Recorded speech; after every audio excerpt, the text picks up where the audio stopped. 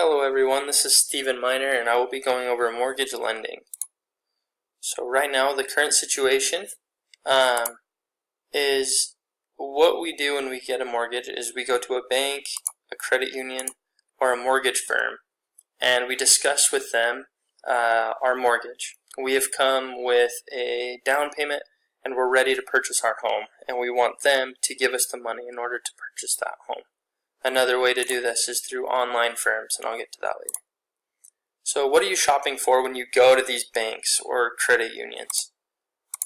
So the first thing you're going to be looking for is obviously the mortgage, so whatever the difference is of your down payment and the cost of the property, and the interest rate.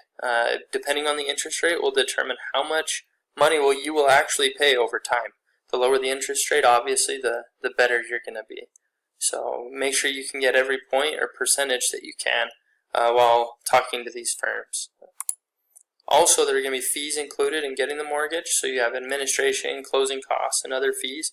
Make sure that you understand what fees are included, because up front that can add quite a bit to your down payment.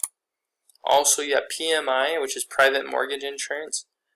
This will happen if you have less than 20% down on the property, because it is a high risk for these banks to give you the money if you don't have that money down.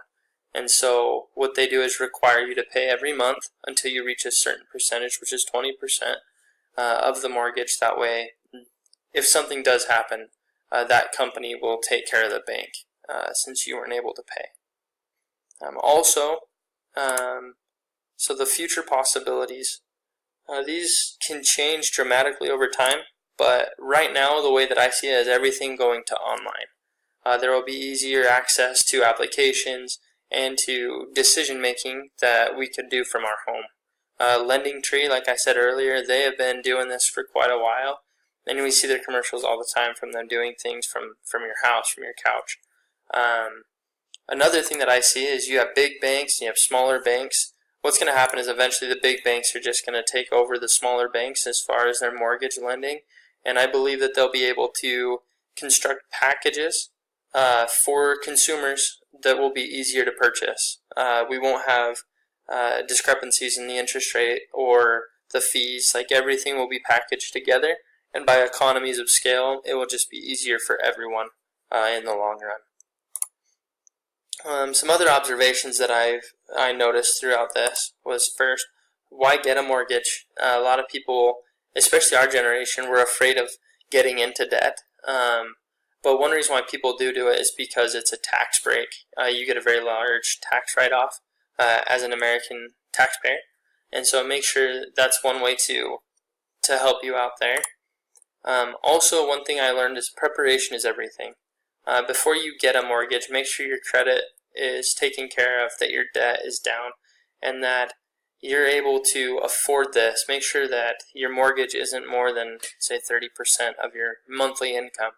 That way it'll allow you to live a comfortable lifestyle as well as pay for something that will hopefully benefit you for many years to come. And the last thing that I realized is everything could be completely different.